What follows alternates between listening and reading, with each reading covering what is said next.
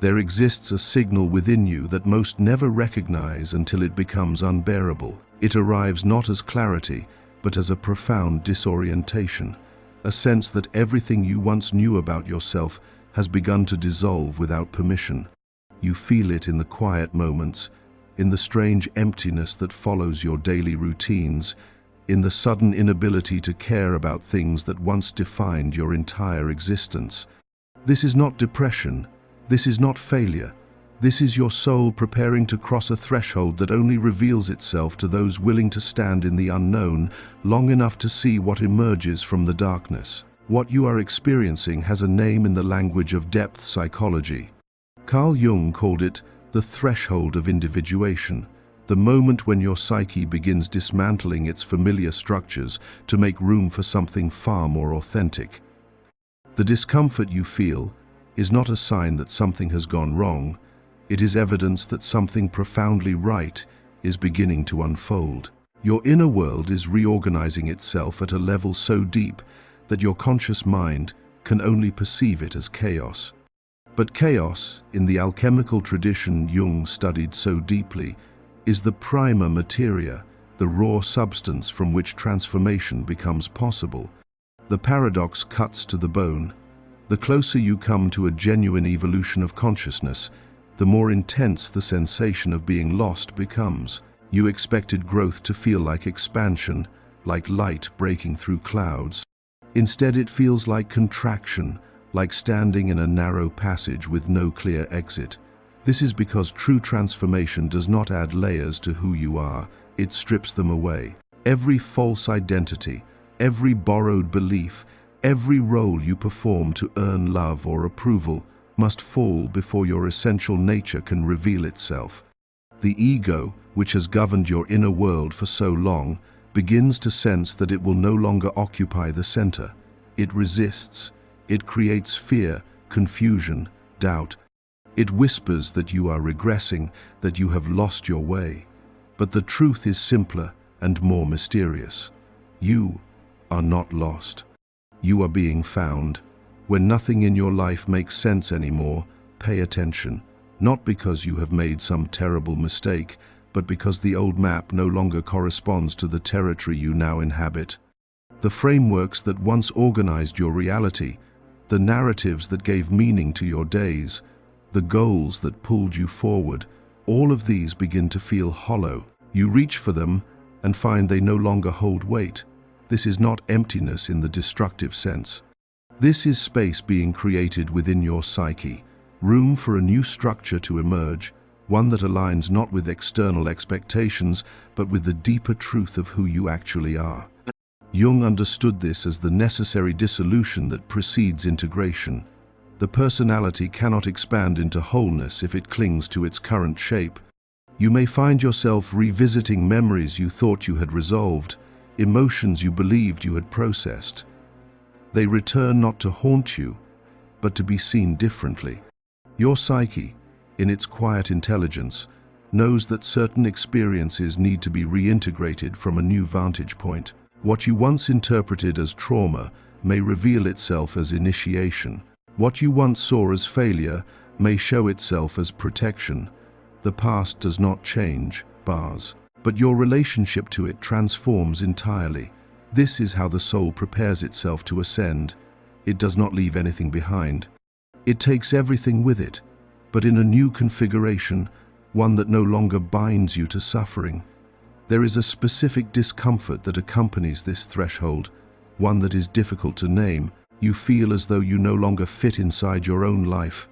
The routines that once gave you stability now feel like costumes that no longer suit you. The people you love may begin to feel distant, not because love has faded, but because you are operating from a frequency they cannot yet perceive. This is not alienation. This is differentiation. You are becoming distinct, not separate.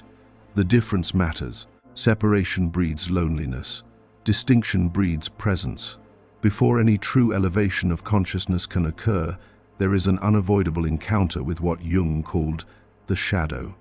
This is the repository of everything you have rejected about yourself, every desire you deemed unacceptable, every emotion you learn to suppress, every truth you were too afraid to speak. The shadow does not emerge to punish you. It surfaces because your psyche knows that wholeness cannot be achieved through exclusion. You cannot ascend by pretending half of yourself does not exist. The material you have kept in darkness begins to press against the surface of your awareness, demanding recognition.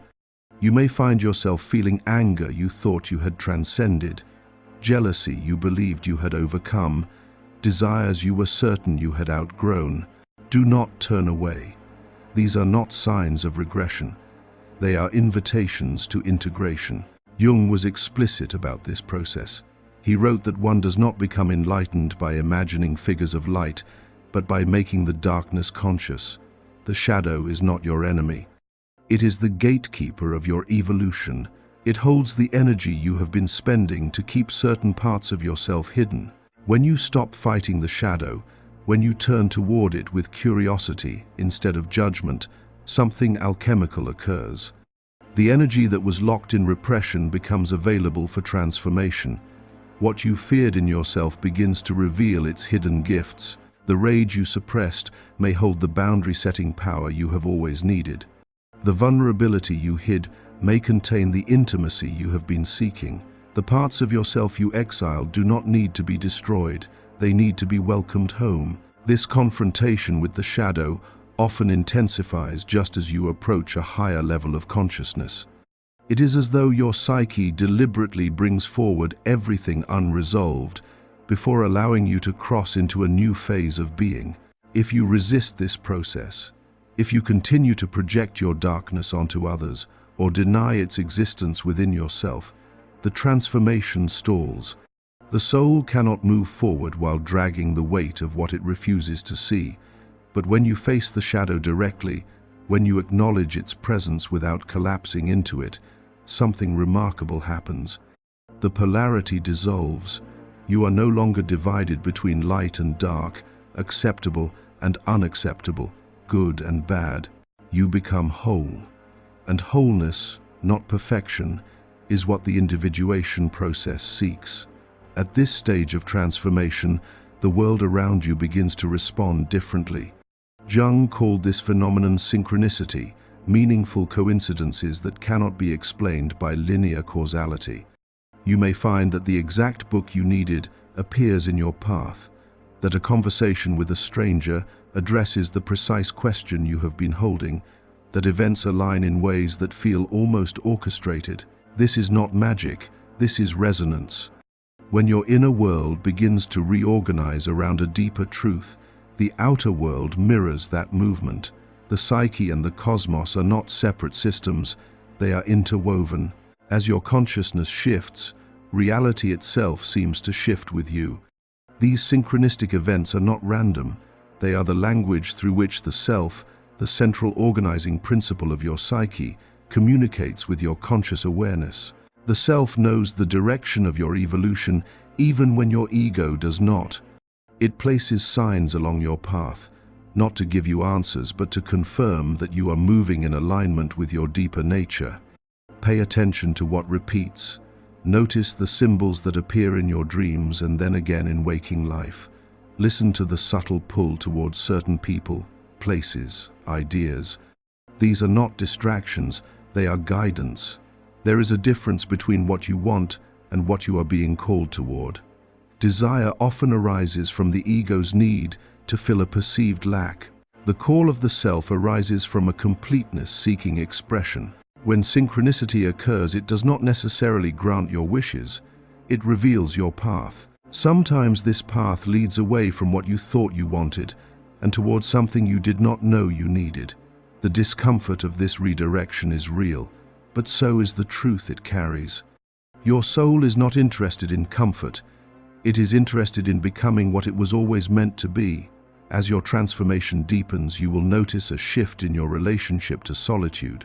There is a pull inward, not born of sadness or withdrawal, but of necessity. Your psyche needs space to reorganize. The constant stimulation of social interaction, the noise of external demands, the performance required to maintain certain relationships, all of this begins to feel intolerable. This is not misanthropy. This is the self calling you home to yourself. In the silence away from the projections and expectations of others, you can finally hear the voice that has been speaking beneath the noise all along. It is your own voice, but deeper, wiser, more ancient than your personal history. It knows things your conscious mind has forgotten. It remembers who you were before the world told you who to be. Alongside this need for solitude comes an increasing intolerance for the superficial. Conversations that once seemed pleasant now feel exhausting. Small talk becomes unbearable. Relationships that operate on autopilot, that never venture beneath the surface, begin to feel like prisons. This is not arrogance, this is discernment. Your consciousness is shifting, and with it, your capacity to engage with anything that does not carry depth or authenticity diminishes. You are no longer willing to waste your energy on dynamics that do not nourish your soul. This may create distance between you and certain people. It may end relationships you once believed were permanent. This is painful, but it is also necessary. Not everyone is meant to accompany you into the next phase of your becoming. At the same time, your intuition sharpens to an almost unsettling degree. You begin to know things without understanding how you know them. You sense undercurrents in situations that others miss. You perceive the unspoken truths beneath what people say. This is not paranoia. This is the result of your consciousness expanding beyond the limits of rational thought. Jung spoke of the collective unconscious, a shared reservoir of archetypal knowledge that exists beneath individual awareness. As you individuate, your access to this deeper layer of psyche increases. You tap into a wisdom that does not belong to you personally, but to the human species as a whole. Trust these intuitions. They are not random. They are messages from the deeper layers of your being, guiding you through the transformation. But here is where many falter. The self calls and the ego resists. You feel the pull toward change, but you also feel the terror of releasing what is familiar. So you hesitate. You rationalize. You distract yourself. You convince yourself that the discomfort will pass if you just hold on a little longer. But the self does not negotiate. It does not retreat because you are afraid. If anything, the pressure increases. The situations in your life that are no longer aligned with your deeper truth begin to crumble. Relationships fracture. Jobs lose their meaning. Health issues arise. These are not punishment. They are communications. Your soul is creating discomfort in the areas of your life that no longer serve your evolution, forcing you to either change or suffer indefinitely. The choice has always been yours, but the longer you resist, the more intense the call becomes. What you are approaching, though you may not yet see it clearly, is a death. Not a literal death, but a symbolic one. Every genuine transformation requires the end of something. An old version of yourself must die before a new one can be born. This is the universal pattern found in every myth, every spiritual tradition, every depth psychological framework. The hero must descend into the underworld. The initiate must pass through the trial. The soul must endure the dark night before the dawn. You are in that passage now. The structures that once held your identity together are dissolving. The beliefs that gave your life shape are collapsing. The roles you played so convincingly no longer feel authentic. This feels like loss because, in a sense, it is. But it is not the loss of who you are. It is the loss of who you were pretending to be. Jung called this the death of the ego, and he was careful to specify that it is not a literal annihilation, but a restructuring. The ego does not disappear. It simply ceases to be the center of your psyche. It steps aside, allowing the self to take its rightful place as the organizing principle of your inner world. This shift is terrifying for the ego, which has spent your entire life believing it was in control. It fights to maintain its dominance. It creates fear, doubt, confusion. It tells you that you are losing yourself, that you are falling apart, that you are failing. But the truth is the opposite. You are not falling apart. You are coming together in a way you never have before. The fragments of yourself that have been scattered across false identities, unmet expectations, and inherited narratives are being gathered and integrated into a coherent whole. This period of symbolic death often manifests as a profound sense of meaninglessness. Nothing feels important anymore. The goals you once pursued seem irrelevant. The achievements you worked so hard for no longer bring satisfaction. This is not nihilism, this is clarity. Your psyche is stripping away everything that does not belong to your essential nature. The motivation you once derived from external validation, from proving your worth, from meeting others' expectations, all of this falls away. What remains is a raw, unadorned presence. A self that exists independent of performance or approval. It is uncomfortable because it is unfamiliar. You have spent so long defining yourself through what you do, what you achieve, what others think of you. Now you are being asked to exist without any of those supports, to simply be, without justification or explanation. In this liminal space, time takes on a strange quality. Days pass, but you cannot say what you did with them. You move through your routines mechanically, but you are not fully present. This is the desert of the soul, the place where nothing grows, where no guidance comes, where you are left alone with the silence. It is tempting to fill this void with distractions, to manufacture meaning through new projects or relationships. But if you do, you will miss the transformation. The desert is not a punishment, it is a crucible.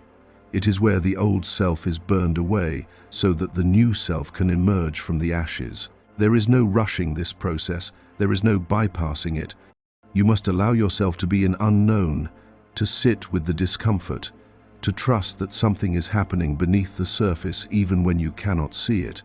What sustains you through this threshold is not hope or faith in the conventional sense. It is trust in the archetypal process itself. Humanity has been undergoing these transformations for millennia. Every culture has its myths of death and rebirth, its rituals of initiation, its stories of descent and return. You are not alone in this. You are participating in a pattern older than civilization, a pattern woven into the structure of consciousness itself. Your ancestors walked this path. The mystics and the poets and the seekers all passed through this same dark passage, and they emerged, not unscathed but whole, not the same but more themselves than they had ever been. The final stage before the transformation completes is surrender. Not the surrender of defeat, but the surrender of control. You stop trying to force the process. You stop resisting the dissolution. You stop clinging to the remnants of your old identity. You let go. This is perhaps the most difficult moment of all, because the ego interprets surrender as death. But surrender is not death, it is birth. When you finally release your grip, when you stop fighting what is happening to you and allow yourself to be carried by the current of your own becoming, the transformation accelerates. What was fragmented begins to cohere. What was chaotic begins to clarify. What was painful begins to reveal its purpose. And then, quietly, without fanfare or epiphany, you realize something has shifted. You cannot pinpoint the exact moment it happened. There was no lightning bolt, no sudden illumination, but you are different. You respond to situations in ways you never would have before. You no longer feel the need to defend yourself, to prove yourself, to explain yourself. The opinions of others, which once held so much power over you, now feel distant, irrelevant. You are no longer looking outside yourself for validation or direction. You have found your center, and it is stable in a way nothing external ever was. Your presence changes. People notice it, though they may not understand what they are noticing. You carry a stillness that does not come from suppression or effort. It is the natural stillness of someone who has integrated their depths, who no longer carries the burden of unacknowledged shadows or unmet longings. You are no longer performing your life. You are living it, and that makes all the difference. Relationships reconfigure themselves around this new frequency. Some people, unable to meet you at this level, drift away. This is not a judgment of them. It is simply a recognition that your paths have diverged. Others, those who are also walking their own journey of transformation, move closer. New connections form, aligned not with who you were, but with who you are becoming. These relationships feel different. There is less pretense, less negotiation, less need to manage impressions. There is simply presence, recognition, a shared understanding that transcends words. The solitude you once sought as an escape now becomes a natural state. You are no longer alone because you are afraid of connection. You are alone because it is where your soul breathes most freely. The need to fill every silence, to avoid every moment of emptiness dissolves. You recognize that the void is not something to fear or fix. It is the space from which all creation arises. It is the silence that holds all sound. It is the emptiness that contains all fullness. You no longer run from it. You rest in it, and in that rest you understand something fundamental. Your soul did not transform to impress anyone, to achieve some external standard of success, to become a better version of what others expected. It transformed to return to its own truth, to shed the layers of conditioning and trauma and false identity that obscured its essential nature. You have not become someone new. You have remembered who you always were beneath the noise, beneath the fear, beneath the endless striving to be something other than yourself. This is the homecoming, not a destination you traveled toward, but a recognition of where you have been standing all along. If you are listening to this and recognizing your own journey in these words, then you are already in the process of transformation. The transformation is not something you need to seek or force. It is already happening. Your task is not to control it, but to allow it, to stop resisting the dissolution, to trust the intelligence of your own psyche. The signal has been given, the threshold is here, and though the path forward is not visible, though the darkness feels absolute, you are exactly where you need to be. Subscribe to continue this exploration of depth and transformation.